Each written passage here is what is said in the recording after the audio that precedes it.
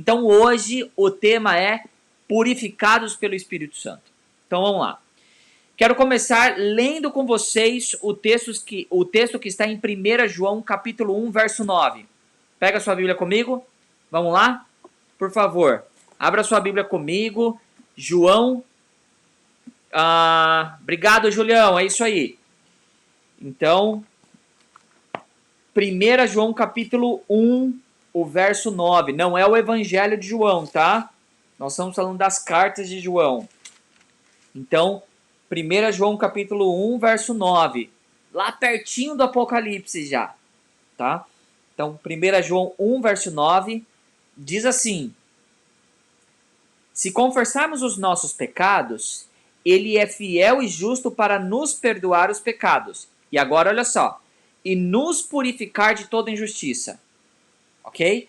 Então, olha só o que a Bíblia está dizendo. Se nós confessarmos os nossos pecados, ele é fiel e justo para nos perdoar. E acabou?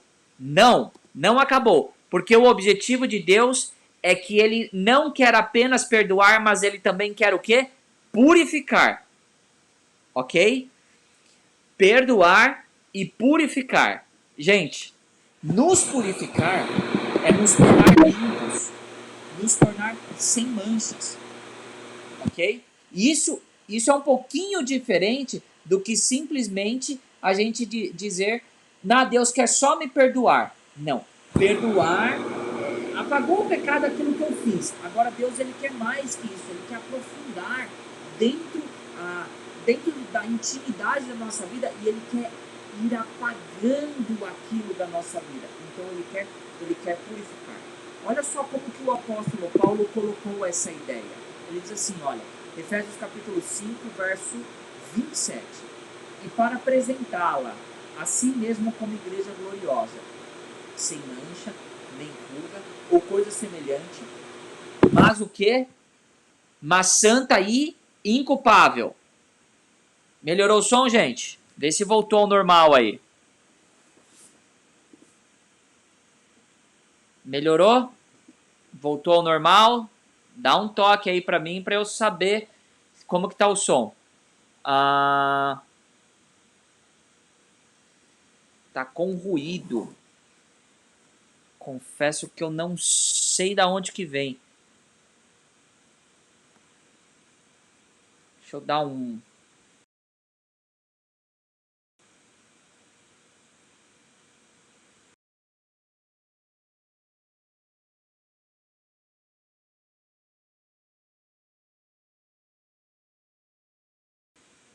Vamos lá. Melhorou o som, gente? Ok? O som tá beleza? Bom, tô entendendo que tá normal o som agora. Então vamos lá. Maravilha. Obrigado, Mércia. Então, o que o texto nos diz? O texto fala assim pra gente, olha só, para apresentá-la a si mesmo como igreja gloriosa. O que nós precisamos fazer agora nesse texto? Nós precisamos pegar esse texto e aplicar esse texto para o nosso contexto.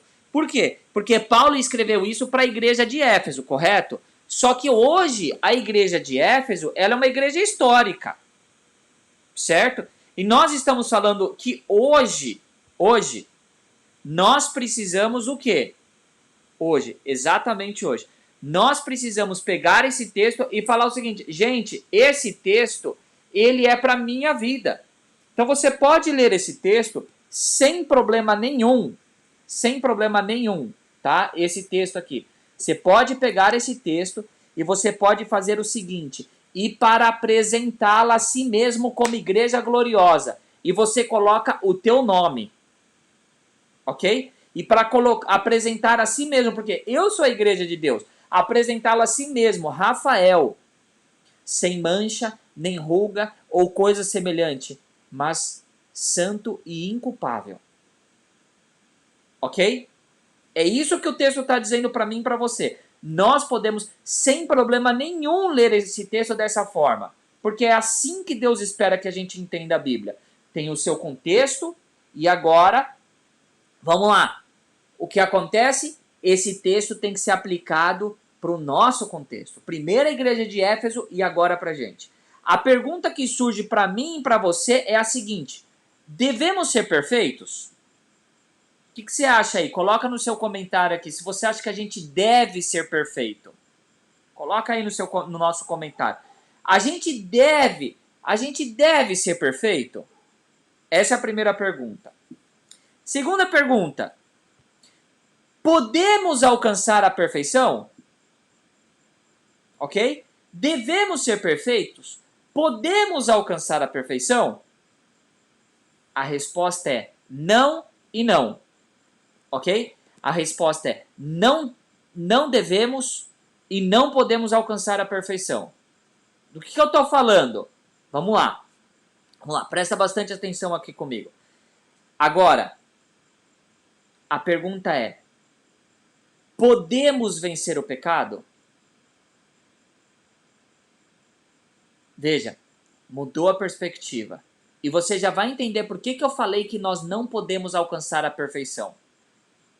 E agora, nós podemos vencer o pecado? Então veja, tudo depende, gente, de como você e eu entendemos o que é pecado. Tá? Tudo depende de como nós entendemos o que é pecado. Então vamos a algumas definições de pecado que nós temos na Bíblia, tá bom? A definição mais conhecida de pecado é a seguinte: o pecado é a transgressão da lei. Essa é a definição mais conhecida, está em 1 João capítulo 3, o verso 4. Mas essa definição não é a única. Olha só, 1 João 5,17 diz: toda injustiça é pecado. Tiago 2,9 diz assim: mas se fazeis acepções de pessoas, cometeis pecado. Tiago 4, verso 17 diz assim: quem sabe que deve fazer o bem e não faz, comete pecado. Romanos capítulo 14, verso 23 diz assim: e tudo que não provém da fé é pecado. João capítulo 16, verso 9 diz assim: do pecado porque os homens não creem em mim. Ou seja, não acreditar em Jesus é pecado. Então olha só, gente, é muito difícil você criar uma sentença, uma única ideia, uma única frase e vai falar o seguinte: olha, pecado é isso. Porque a Bíblia também traz diversas definições. Agora, se nós pararmos para olhar a principal definição de pecado, que a gente lê um pedaço dela, que é o que todo mundo decora. O que é pecado? Pecado é transgressão da lei. É ou não é o que todo mundo fala? Porque a maneira mais simples de se definir pecado. Pecado é transgressão da lei. Só que se a gente estudar ela um pouquinho assim, só um pouquinho assim, com mais detalhe, a gente vai ver que tem alguma coisinha um pouquinho mais profunda para a gente entender. Tá? Então, quando a gente decorou que pecado é transgressão da lei, ponto, isso nos atrapalha a gente conseguir entender o que Deus tem para dizer para a gente. Então, vamos ler a definição inteira? Tudo que Deus disse. Vamos lá. Vamos lá. Então, nós temos 1 João capítulo 3, o verso 4. Ok? Tá comigo aí? Todo aquele que pratica o pecado transgride a lei. De fato, o pecado é o quê? A transgressão da lei. Ah, então a gente tem algo a mais no texto. O texto bíblico não diz assim, olha, pecado é a transgressão da lei. Não é isso que diz o texto bíblico. O texto bíblico diz assim, olha, todo aquele que pratica o pecado também faz o quê? Também transgride a lei. Note, você percebe que a prática do pecado, ela está antes da quebra da lei? Segundo João. Você já escutou aquela discussão do tipo assim, olha, quando que Eva pecou? Já escutou essa discussão? Quando ela pegou o fruto na mão, quando ela comeu o fruto, quando ela se afastou de Adão. Quando que foi o pecado de Eva? O que nós estamos fazendo aqui? A gente está entendendo que o pecado não é apenas uma prática de algo. Não é só o momento H da coisa. A idealização já é algo errado. Entende? Se afastar daquilo que é correto é errado. Ah, não, mas eu não fiz algo prático, né? Eu não peguei no negócio, eu não fui para tal lugar. Mas o seu coração se desviou. Então eu convido você a pensar um pouquinho comigo no primeiro pecado que nós temos na Bíblia, descrito na Bíblia. Qual que é esse primeiro pecado? Vamos lá. Isso aconteceu com Lúcifer. O relato bíblico diz assim: você que dizia no seu coração, subirei aos céus, erguerei o meu trono acima das estrelas de Deus, eu me assentarei no monte da Assembleia, no ponto mais elevado do Monte Santo, eu subirei mais alto que as mais altas nuvens. O que diz a Bíblia, gente? E serei como Altíssimo. Me diga o que é pecado nesse texto. O que é pecado nesse texto de Isaías capítulo 14, de 13 a 14? O que Lúcifer fez aqui que foi errado? Pecado, gente, é querer ser Deus. Isso é pecado.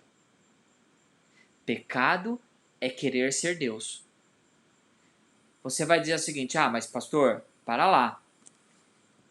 Eu não quero ser Deus. Eu não sou igual a Lúcifer, porque eu não quero estabelecer o meu trono nas mais altas nuvens do céu e eu não quero ser semelhante ao Altíssimo. É diferente as coisas aí. A minha pergunta para você é: será? Será? Será que nós não queremos ser Deus em diversos momentos da nossa vida? Explicar melhor esse conceito. Gente, o conceito é o seguinte: toda vez que nós desviamos o foco de Deus ou deixamos de depender em Deus, nós estamos querendo ser Deus. Vou repetir. Toda vez que nós desviamos o foco de Deus e todas as vezes que nós tiramos o foco de Deus, nós estamos querendo ser Deus. Como assim? Me explica melhor. Veja, gente, toda vez que eu tiro o foco de Deus, eu estou querendo viver por mim mesmo. Eu estou querendo viver nas minhas próprias atitudes. Eu estou querendo viver do meu próprio jeito. Eu desviei o olhar de Deus. Eu desviei o foco de Deus. E daí o que acontece quando eu faço isso? Eu peco. Todas as vezes que nós tiramos o foco de Deus, todas as vezes que nós perdemos o olhar de Deus, a consequência disso chama-se pecado. Tá fazendo sentido, gente? Tá fazendo sentido? Então, nessa noite, eu não quero ficar discutindo com você se a gente pode vencer o pecado ou não. Por que não? Porque mais importante do que você estar preocupado se você está pecando ou não está pecando, é aonde estão os teus olhos, aonde estão os teus olhos, aonde está o teu foco. Se os teus olhos estão em Cristo Jesus, o autor e consumador da nossa fé, ou se o seu foco, o seu olhar está em qualquer outro lugar. Tá fazendo sentido isso? Então vem comigo. Você conhece essa história aqui, ó? Conhece essa história? Levanta a mão aí se você conhece essa história. Essa história é de quem? História de Pedro. Lembra dela? Jesus estava andando sobre o mar e todo mundo que estava dentro do barco, isso não foi só Pedro, todo mundo estava dentro do barco, os discípulos ficaram espantados porque eles acharam que era um fantasma. Daí eles começaram a gritar, a Bíblia diz que eles entraram em pânico, em choque, começaram a gritar: um fantasma! Eu adoro contar essa história para minha filha. Então, gente, daqui a pouco Jesus fala o seguinte: olha, sou eu, tá tudo bem, não fiquem com medo. Daí o que Pedro pede? Jesus, se é o Senhor, então deixa eu ir aí. E ele fala: tá bom, pode vir aqui. E daí Pedro começa a andar sobre as águas. E daí no meio da história, Pedro começa a afundar. Por que Pedro afunda? Gente, por que Pedro afundou? Porque a Bíblia diz que veio uma onda bem grande e ele tirou o olhar de Jesus, ele ficou com medo. E em vez de ele focar em Jesus, o que ele fez? Ele ficou preocupado com o mar e ele começa a afundar. Entendeu? Você tirou o olhar de Jesus, você vai afundar. Você não tem que estar preocupado se você está afundando ou não. Você tem que estar preocupado em quê? Você tem que estar preocupado se os seus olhos estão em Jesus. Porque quando os seus olhos estão em Jesus, você não vai afundar. E tem muito cristão vivendo preocupado em afundar. Se eu estou fazendo isso aqui, eu estou pecando ou não estou pecando? Gente, e é um fardo viver assim. Isso pode ou não pode? Gente, quantas vezes eu tenho que responder essa pergunta? E se você faz essa pergunta para mim, pastor, eu posso ou não posso? Eu vou responder com uma pergunta. Você deveria? Você deveria? É simples assim. Para de ficar pensando se eu posso ou não posso e começa a pensar se você deveria, se isso vai te levar para mais perto de Jesus, se isso vai te aproximar do Senhor Jesus. Se o teu foco está em Jesus ou não. Essa é a pergunta que você tem que fazer. Então, o ponto que eu quero trazer para você não é se você vai vencer ou não vai vencer o pecado, porque isso é consequência. Tá entendendo? Isso é consequência. Mas consequência do quê, pastor? Do teu foco. Dos teus olhos. Se os teus olhos estão em Jesus, você vai ser vitorioso. Agora, se os teus olhos não estão em Jesus, o que vai acontecer com você? Você vai afundar. Não é mais fácil assim? Não é mais fácil? Não é mais leve viver assim? Do que você ficar o dia inteiro preocupado se você está pecando ou não? Pensa onde estão os teus olhos. Olha só o que Jesus disse. João capítulo 15, o verso 5. Eu sou a videira, vocês são os ramos. Se alguém permanecer em mim e eu nele, esse dará muito fruto, pois sem mim vocês não podem fazer coisa alguma. Aí como que é simples? O cristianismo é simples, gente. A gente que quer complicar a coisa. João capítulo 17, o verso 3. O que é vida eterna? A vida eterna, esta é a vida eterna, que te conheça um único Deus verdadeiro e a Jesus Cristo a quem enviaste. O que é conhecer no contexto bíblico? O que é conhecer no contexto, na cultura de Jesus? É viver com. Isso é conhecer. Vou exemplificar para vocês. Na cultura bíblica, quando você se sentava para comer com alguém, significava que você aceitava aquela pessoa e fazia as mesmas coisas que ela fazia.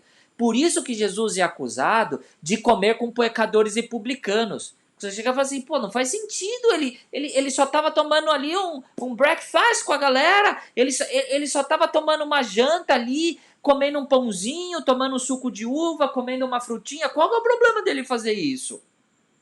Que na cultura judaica, quando você convive com aquela pessoa, você faz aquela mesma coisa. Quando você senta, você compartilha do mesmo estilo de vida. E daí vem a acusação de Jesus. Aí Jesus fala assim, não. Quem precisa de médico não é você que está sã, ou que se diz está são. Quem precisa de médico é quem está doente. E o que Jesus fala para mim e para você nessa noite? Eu sou a videira. Fica perto de mim que você vai produzir frutos.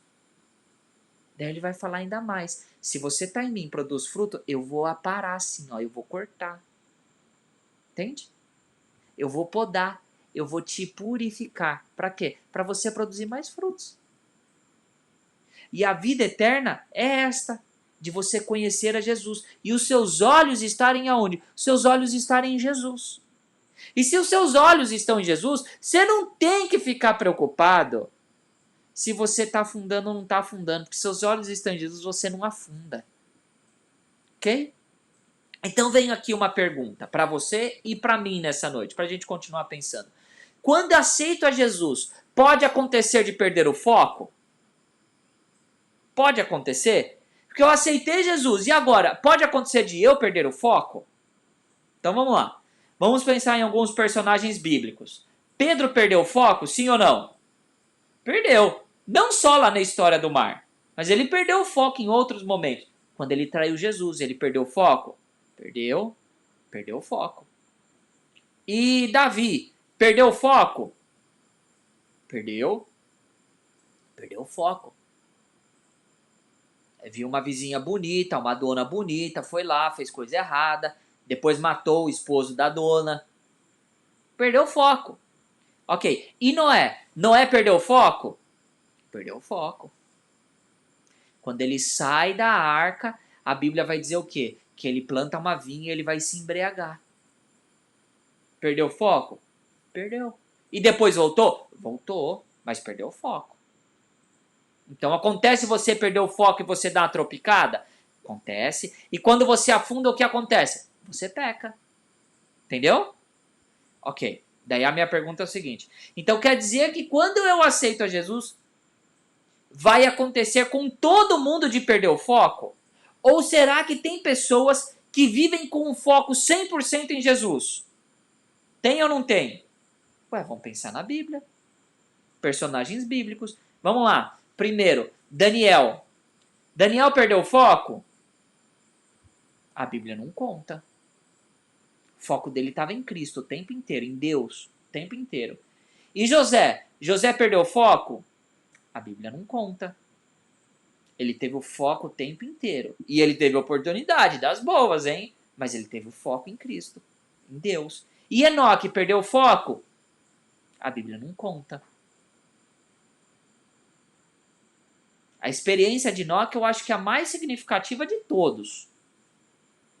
Porque a Bíblia vai dizer o seguinte, que Enoque o que? Andou com Deus a tal ponto que Deus tomou ele para si.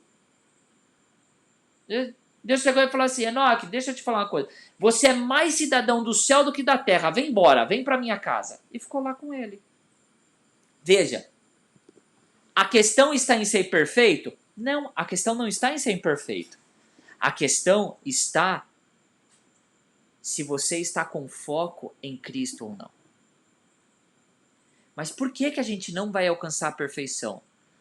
Porque a perfeição não é só em atitude.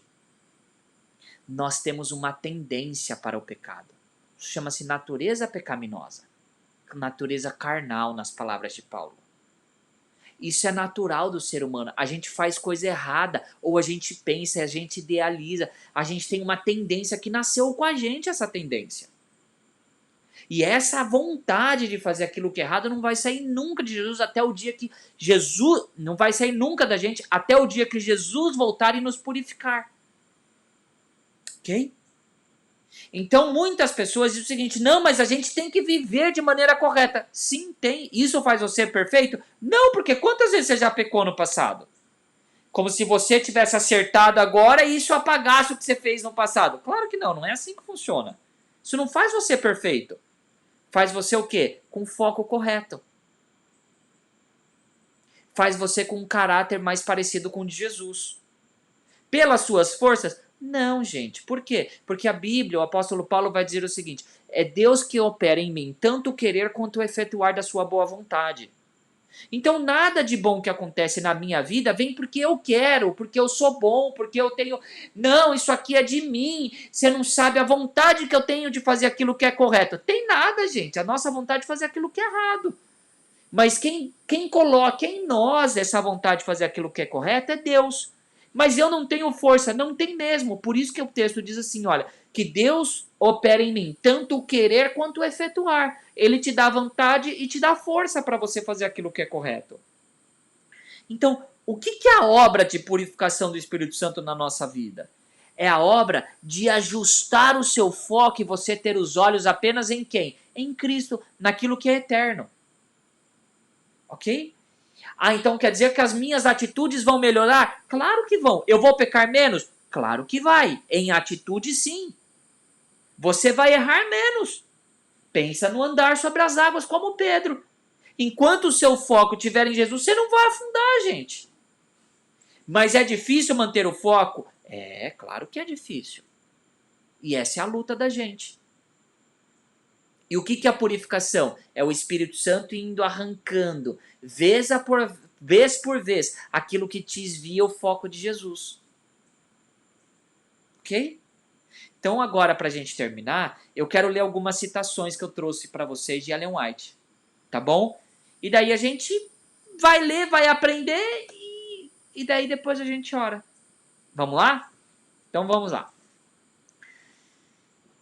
Aos que já experimentaram o amor perdoador de Cristo, aqui está falando do converso, não é do não converso, e que desejam realmente ser filhos de Deus, contudo reconhecem que seu caráter é imperfeito, sua vida faltosa, e chegam a ponto de duvidar se seu coração foi renovado pelo Espírito Santo. Gente, olha só como ela começa essa citação. Para as pessoas que já aceitaram a Jesus, mas de vez em quando perde o foco e pode até duvidar se de fato ele teve uma transformação genuína. Então olha só. A esses eu desejaria dizer, não recueis. Não recueis em desespero. Muitas vezes teremos de prostrar-nos e chorar aos pés de Jesus por causa de nossas faltas e erros. Mas não nos devemos desanimar. Mesmo quando somos vencidos pelo inimigo, não somos repelidos nem abandonados ou rejeitados por Deus. Graças a Deus por isso. Não. Cristo está à destra de Deus, fazendo intercessão por nós, diz o amado João. Essas coisas vos escrevo para que não pequeis. E se alguém pecar, temos um advogado para com o Pai, Jesus Cristo justo. E não esqueçais as palavras de Cristo. O mesmo Pai vos ama. Ele deseja atrair-vos de novo a si e ver refletidas em vós sua pureza e santidade. Você está vendo só? Olha só, a mesma pessoa que cai, pode ajustar o foco, o Espírito Santo trabalha e o que acontecer? O caráter dessa pessoa ser transformado e Deus deseja atrair-vos de novo a Ele e ver refletida em nós a pureza e santidade. Isso é a obra de purificação. E se tão somente vos renderdes a Ele, aquele que em vós começou a boa obra há de continuá-la até o dia de Jesus Cristo. Orai com mais fervor, crede mais plenamente. À medida que formos desconfiando de nosso próprio poder, confiemos mais no poder de nosso Redentor e haveremos de louvá-lo, a Ele que é a saúde de nossa face. Tudo bem? Outra citação. Mas conquanto os seguidores de Cristo tenham pecado, eles não se entregaram ao controle das forças satânicas. Gente, olha a diferença. A diferença não é se a gente vai perder o foco ou não. A diferença é que muitas vezes podemos fracassar, mas nós não nos entregamos ao pecado. Uma coisa é você viver em pecado, uma outra coisa é você pecar porque você desviou o foco de Jesus Cristo. E o que acontece? Quando nós reconhecemos os nossos pecados, o texto bíblico, a promessa é: se confessarmos os nossos pecados, Ele é o quê? Fiel e justo para nos perdoar. Graças a Deus por isso. Outra citação. A religião de Cristo significa mais do que perdão dos pecados. Significa que o pecado é retirado, que a vida é preenchida com o Espírito. E isso está falando de transformação. E isso está falando de purificação. Isso está falando de renovação. Isso está falando de crescimento espiritual, gente. Mais uma citação. Ao pecado, só se poderia resistir e vencer por meio da poderosa operação da terceira pessoa da Trindade, a qual viria não com energia modificada, mas na plenitude do poder divino. Ou do divino poder. É o Espírito que torna eficaz o que foi realizado pelo Redentor do mundo. É por meio do Espírito que o coração é purificado. Por ele torna-se o crente participante da natureza divina. Cristo deu seu Espírito como um poder divino para vencer, agora olha só, toda tendência hereditária e cultivada para o mal e gravar seu próprio caráter em sua igreja. Você entende, gente? Deus pode transformar o nosso caráter. Isso não significa que a tendência pecaminosa ela vai sair de nós, porque isso é a transformação que vai acontecer na glorificação quando Jesus voltar. Mas o Espírito Santo pode ir purificando, burilando, transformando, renovando toda a tendência hereditária, ou seja, que nós herdamos dos nossos pais, mas também aquilo que nós aprendemos a fazer desde que nascemos. Última citação. Todo pecado, do menor até o maior, pode ser vencido pelo poder do Espírito Santo. todo pecado, do menor até o maior, pode ser vencido pelo poder do Espírito Santo. Olha aqui para mim e vamos fechar aqui com um apelo aqui, para a gente se consagrar mais uma vez. Ellen White não falou que nós vamos ser perfeitos em nenhum momento, mas ela falou que sim, o Espírito Santo vai purificando a nossa vida. E sim, nós vamos vencendo as atitudes erradas. O nosso caráter vai se transformando, vai se parecendo cada vez mais semelhante a Jesus Cristo. E a minha pergunta para você e para mim nessa noite é assim: aonde está o meu foco? E aonde eu tenho colocado o meu foco a cada dia? Tenho colocado o meu foco em Jesus Cristo a cada dia, a cada instante? Ou ainda eu estou focando em mim mesmo? Não se esqueça do anjo perfeito no céu. Ele tirou o foco do Pai. E ele colocou o foco nele mesmo. E quando ele tirou o foco do Pai e colocou nele mesmo, ele quis ser Deus. E é isso que acontece todas as vezes que nós cedemos a uma tentação. Nós queremos nos tornar Deus, porque Deus disse assim, e o que a gente faz? Eu não quero viver assim, eu quero viver assim. E quando a gente faz isso, nós estamos nos tornando Deus para nós mesmos. Minha pergunta então é: você quer colocar o foco em Jesus Cristo? Quer nessa noite falar o seguinte: olha, Jesus, me ajude a colocar o foco em Ti o tempo inteiro. Se você quer ajustar o teu foco, a tua lente aí, e falar assim: olha, querido Deus, o meu foco é Teu.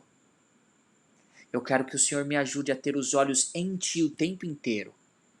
Tira o fardo que eu tenho carregado e ajuda apenas eu viver segundo a Tua graça, a Tua bondade, com os olhos fixos em Ti. Se é o teu pedido, gente, se é a tua oração, se é o teu desejo, gente, levanta a tua mão para o céu.